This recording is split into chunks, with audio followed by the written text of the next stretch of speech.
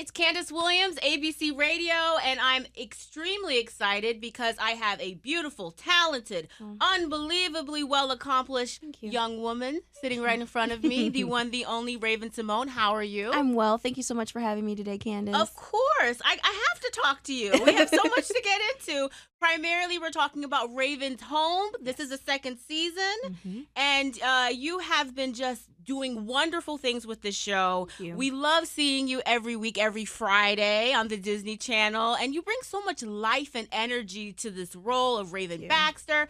I will admit, when I was a little younger, I used to be watching, That's So Raven. My friend and I used to go around, and she used to be the Miley Cyrus, and I used to be the Raven-Symoné of the two. So it was a lot of fun, and it's great to have you back, and I'm glad that you're home once again. Thank you. I'm glad to be back. Yes, and we are talking about this upcoming episode, Raven's Home Remix. Now, for everybody tuning in and watching, you know that whenever Raven gets ready to do her choreography and singing, it's going to be a good old time. So let's jump into this. I know it's going to be original music and choreography. Delve in a little bit about this episode. Okay, so this episode is an extended episode. We have Will DeBeast as choreographer, the Heavyweights as producers, Anthony Hill wrote the script, and we have the magic of Disney coming together, creating a episode centered around music, friendship, and understanding and family. And so what happens is there is a play that is about to get produced in the kids' school, and there's two people there's one person that really wants the main character, and that's my son. And then my daughter feels like her best friend should have that role. So we're also dealing with gender roles in this episode as well. And as the story progresses, Raven Baxter meddles as her prerogative, and she has a musical song as well in there to push the story along. We have a little bit of R&B, funk, pop, hip hop, some K-pop. So we are all over the map with this, but I think that being that every single character has their own musical style, it blends in a cool way, because that's how a family is. Everyone's a little bit different, and when you blend it all together, it's like the best gumbo you can have. Absolutely. So well said. I think one of the things that we look forward to with this type of show is just the fact that you hit on real issues. It's not like one of those things that's kind of like so far-fetched, even though, yes, you do have this gift. We have visions. We see into the future, but it's real. But it's real. It's a grounded future seeing. It is. But I love the idea that even though technically, I think it's a show for all ages, but yes, I know it is gauged towards a younger audience, but it's still things that are timely and important that you bring up on the show, and I think people gravitate towards that, especially the climate that we're in. You know, you want to be able to have these conversations, and I think that's very important that this show is able to do that. Let's talk about these fans, because I feel like me, when I watched That's So Raven so many little moons ago, I became a fan, instant fan. So talk about the fans of today, because you have not only my generation per se, but you have the younger generation. You have a whole different audience now. I have to say I am very, very lucky to have been in the industry since I was 3 years old. I'm 32 now. So, your generation, the generation before you, and the generation after you have been watching me grow up. And so for this, I'm going to actually give credit to Disney Channel. I'm going to give credit to entertainment for always needing that family-based show. And so with this, everyone can sit down, your mom, your grandma, your aunties, your uncles, your brothers, your mothers, your sisters, your best friends, the dog, because we do have a dog in the first season, so he might recognize his friend. Anyway, you can sit down and, like you said, talk about issues that are happening in today's world. Before you might have not, we touched on issues on That's So Raven, but there are more issues to touch on this time. My apologies. There are more issues to touch on this time because there's social media, and I did not have social media when I was on That's So Raven. It was just starting. It wasn't as important. And so when you have a device like mine that just went off that is always on your hip like mine, it changes the social structure. It changes the human structure of how one looks at oneself and how you deal with issues. So the one thing that I love about television that I grew up using it for was problems at school, problems at home, problems within society. How do these characters that I look up to deal with it? Yeah. And what can I take from them? What can I say? Well, I didn't really like how that turned out. I didn't really like how they did that, but maybe if I do it this way, it helps you think. And when you give a topic, like likes and self-confidence, they are hand in hand for sure in today's climate. You can give the answer with a spoonful of sugar. Why not laugh a little bit to be like, oh, okay, I get it. It's a joke. They saw this future, but at least I learned something from it. So Yeah, it definitely often offers that teaching element too, because you can learn, as you said. So I think you said so much right there, and I want to touch on the idea of just how interactive the show is. Again, the social media, people are watching this online because we live in this era where it's not only you're tuning in on your television, but you're looking online. You're all these videos. Hopefully you're on Disney Go. Yeah, Hopefully you are yeah. streaming on YouTube's Disney Channel. Like there's so many ways to see it, which is another reason why if you don't stay current with what's happening, you will fall behind. Yeah. And people see that in their social numbers. They see that in movies and sequels. But it's also kind of, a little bit of a paradox because we are going back in time and resurrecting these shows, Will and Grace and so many others.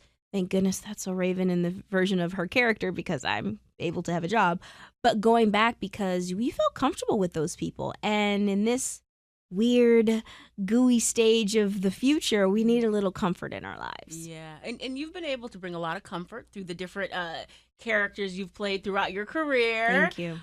Talking about these reboots, I have to ask, partly because I feel like a lot of 90s shows have been rebooted. Hanging with Mr. Cooper. I mean, come on now. I would love to do a reunion of Hanging with Mr. Cooper. I still talk to pretty much everyone from that show, and those that I don't talk to, they're either working or I'm like, I changed my phone number, come back. But could you imagine a Hanging with Mr. Cooper? Oh my goodness, I would love it. Mark Curry, Holly Robinson, Sandra Quarterman, Omar Gooding, Marquise Wilson. Back in the day, that show had people like Don Cheadle and rest in peace Nell Carter and so many other people. But I would love to. How about we just resurrect for like a month TGIF within 1997 to 1998. That gives you Family Matters Step by Step, Hanging with Mr. Cooper. Oh, God, and I think there was two others. I can't remember, but those are the ones that I was filming around at the time. I would love to but they do have a new TGIF Friday. They do. And we were thankful for that. But yeah, I think, like you said, just a little period in time just to do those shows. I think people would love it. It'd be fun. And it's very nostalgic. So many great moments that we've had. So many good ones. So many great moments. And again, as I mentioned, you just brought so much comfort because I feel like you've always been able to bring so much life to your roles and make us laugh, but also make us think a little bit too. Thank you. So that's definitely a good thing. Talk a little bit about just where you see yourself because you're still young, of course. We're young, youthful, but you have this ability to gravitate towards really great projects. Film wise, are you like? I have to mention, we've seen you on Empire. All right, that part, that time. I know, and you've done all these amazing things, television, whatever. I mean, it's sky's the limit for you.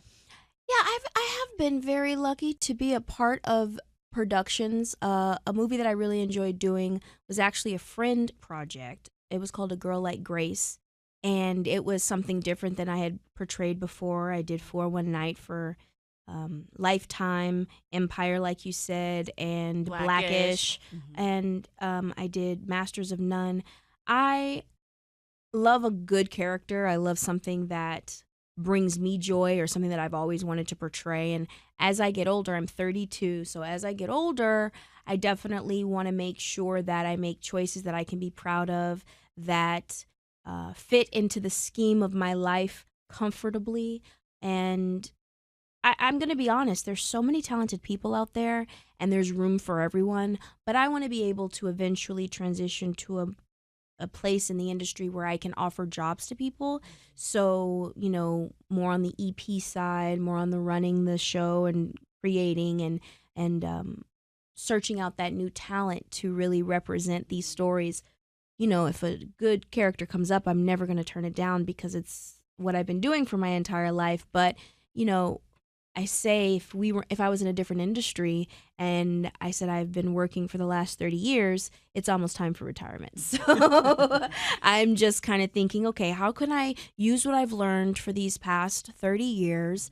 What can I transition this into to where I don't have to relearn an entire new career, which I'm also doing because I'm in school for art. I'm working towards my bachelor's in fine arts now, but within the industry that I'm already in, what can I do? What can I do to give back? And thank so much for Disney Channel giving me the opportunity to executive produce this show, to learn the ropes, to be fully involved, not just a vanity symbol, to help choose in casting, to help choose with set directing, to help choose the directors, to help choose everything so that when I move to my next project, I'm well versed and well prepared in how to run a show and hopefully add on more to the industry in that category. Absolutely, and I know you will because again, you're as much as like I keep saying, I know she's only 32, but yet you have all this tenure, so it's very feasible, and I'm just thankful that you're doing these things and keep on exciting us and bringing us in every week on Friday on the Disney Channel Yes. with Raven's Home and of course Raven's Home Remix. Upcoming episode. Very excited to see it. 8:00 p.m. Eastern Standard Time. Mm-hmm. Do not miss it. I'll be watching and dancing, although I'll be discombobulated and whatever. But that's okay. We're going to figure it out. We brought some 90s moves back. Okay. Don't worry. Raven Baxter's got to go. Yeah, this one, we brought it back, honey. We brought it back. Of course. Thank you so much for stopping by ABC Radio to talk about this upcoming episode. Raven's Home Remix. Don't miss it. This is your girl, Candace Williams, signing off ABC Radio.